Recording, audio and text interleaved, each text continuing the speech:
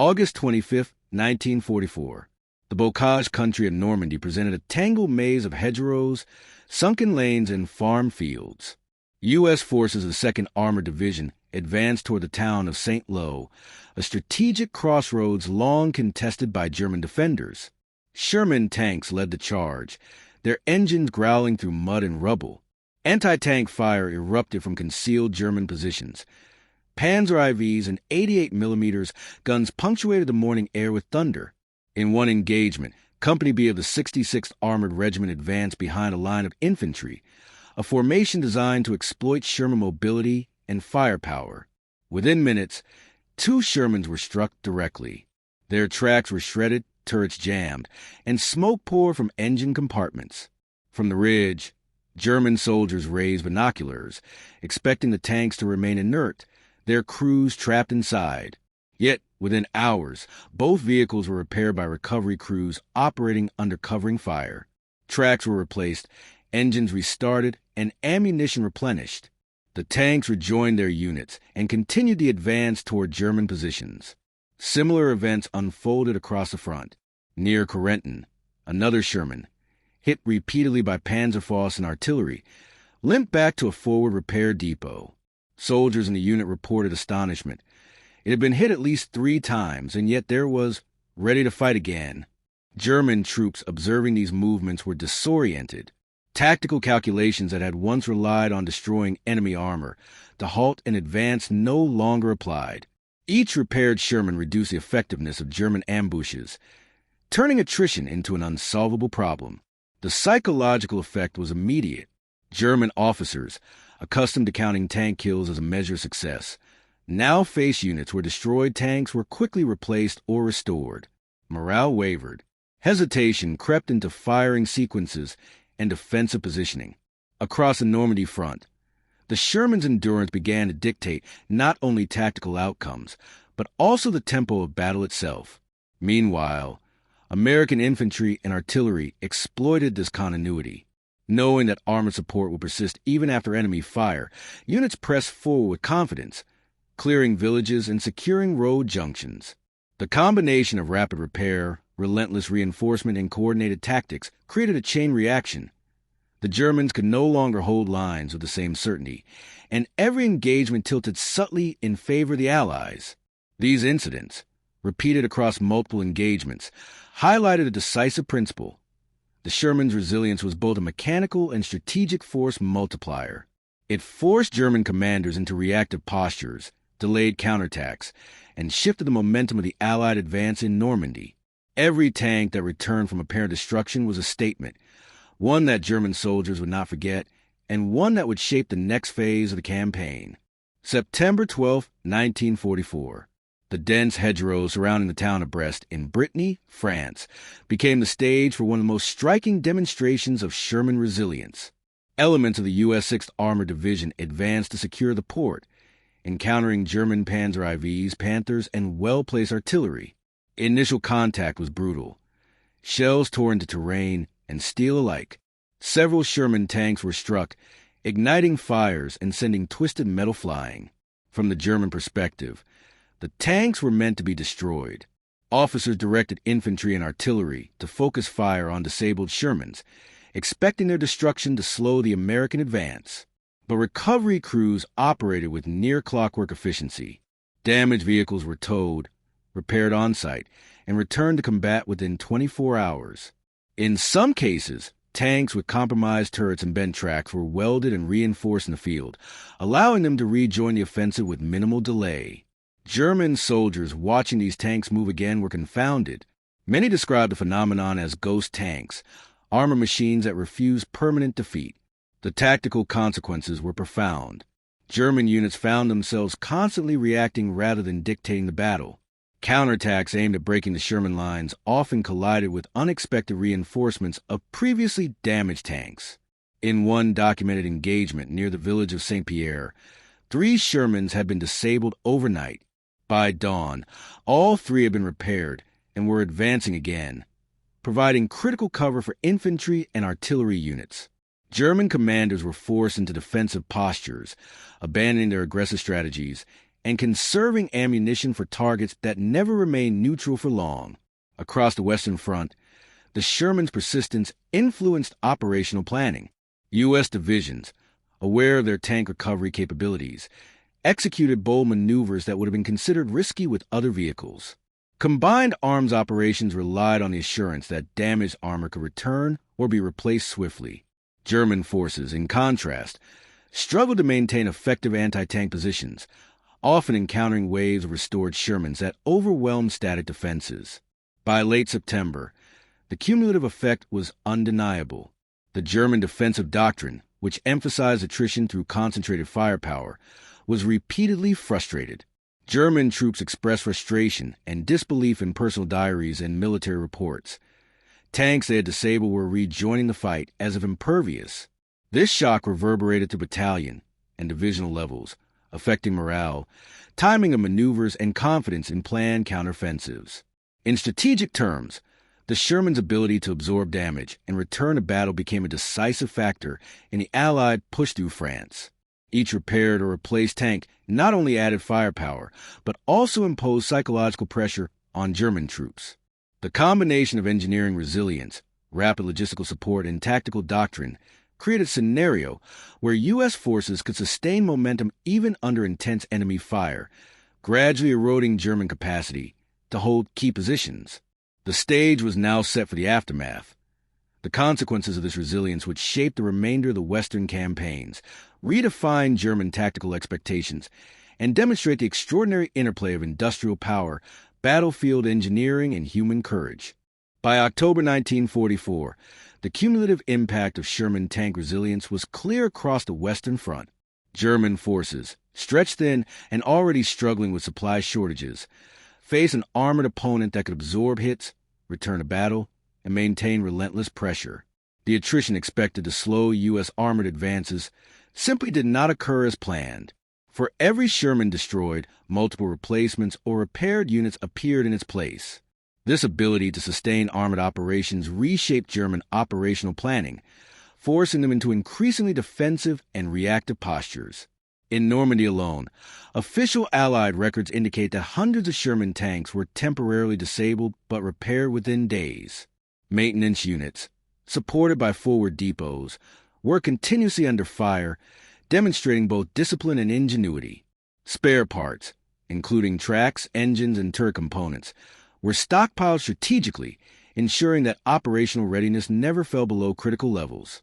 From the German viewpoint, the battlefield now contained tanks that refused permanent destruction, a phrase repeatedly noted in after-action reports and memoirs. The psychological toll on German soldiers was compounded by the Sherman's industrial backing. While panzer divisions faced shortages of fuel, ammunition, and replacement vehicles, U.S. forces could feel fresh Shermans daily. Commanders recognized that tactical victories were fleeting if the enemy could recover lost vehicles so efficiently. The presence of repaired Shermans and subsequent operations undermined German confidence, creating a pervasive sense of inevitability that the Americans would continue to advance despite losses. Beyond the front lines, Sherman resilience affected strategic planning at higher command levels. German intelligence assessments emphasized the industrial advantage of the United States, noting that the Sherman was less a single tank than a system, a combination of engineering, repair, and logistical support that ensured continuous battlefield presence. High-ranking officers, including corps commanders, recommended cautious engagement with U.S. armored units, reflecting both respect for American capability and fear of operational overextension. The human consequences were equally profound. American tank crews, aware of their machines' durability, pressed attacks with increased confidence. Infantry units supporting the tanks could rely on armor cover even after heavy engagements, knowing that damaged Shermans would return action. Conversely, German infantry and tank crews experienced declining morale. Soldiers reported hesitation, increased stress, and a sense of futility when facing repaired or replaced Shermans, eroding unit cohesion and combat effectiveness. The resilience of Sherman tanks also demonstrated the larger power of Allied industrial capacity. Factories in Detroit, Buffalo, and Lima produced vehicles at a pace unmatched by German industry, illustrating how mechanized warfare had shifted from purely tactical calculations to systems-level superiority. The combination of durable design, rapid repair, and relentless production created a feedback loop. The more Sherman's German forces destroyed, the more replacements and repaired tanks appear to continue the advance, compounding both operational and psychological pressure. As the Allies pushed deeper into France and toward the German border in late 1944, the long-term consequences of Sherman tank resilience became increasingly evident. Battles such as those around Aachen and the Hurricane Forest highlighted not only the tactical durability of the tanks, but also their strategic significance. Even when terrain or enemy fire temporarily immobilized the Sherman, field recovery teams, often working under artillery and sniper fire, restored the vehicle to operational status within days.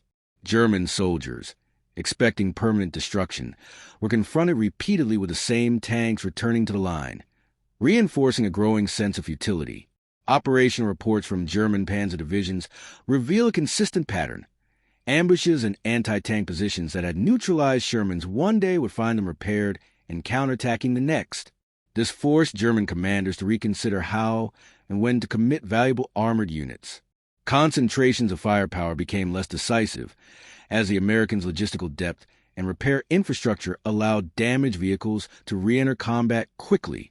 The Sherman's resilience, therefore, reshaped the rhythm of engagements, making sustained American offensives more predictable and difficult to halt. The statistics tell a compelling story. Across the Western Front, hundreds of Shermans were reported as disabled during engagements but later returned to service. U.S. maintenance and recovery units operated with remarkable efficiency, often under the same enemy fire that disabled the tanks. Recovery vehicles, mobile workshops, and a network of forward supply depots created a continuous cycle of repair and redeployment. German intelligence noted that this operational tempo was unlike anything they had previously encountered, observing that the Americans' ability to keep armored units in the fight far outpaced attritional losses. On a human level, the repeated survival and return of Shermans had profound psychological effects. For U.S. crews, the sight of a repaired tank rolling back to the front reinforced morale, confidence, and a sense of unstoppable momentum. Infantry units coordinating with tanks could rely on continuous armored support, enhancing both tactical flexibility and operational audacity. For German soldiers, the effect was the opposite. Hesitation, confusion, and disbelief became common on the battlefield, as officers struggled to reconcile expectations with reality. The repeated reappearance of damaged Shermans contributed to a growing perception of American inevitability. These outcomes extended beyond individual battles. German planning increasingly factored in the Sherman's durability, but there were few effective countermeasures that could match the Americans' combined strength of design, production, and repair. High command reports lamented the difficulty in achieving decisive armored victories when the enemy could restore losses with such speed and efficiency. The Sherman, in this sense, was not only a tactical asset, but a strategic instrument, a force multiplier that influenced both frontline engagements and overarching operational planning. Ultimately, the aftermath of the Sherman's resilience demonstrated a new model of mechanized warfare, one in which industrial capacity, logistical excellence, and repair efficiency were as critical as firepower or armor. The repeated return of damaged tanks reshaped the battlefield, eroded enemy morale, and underscored the growing dominance of U.S. armored forces as the Allies advanced into Germany. The story of the Sherman tank's resilience is more than a tale of steel and fire.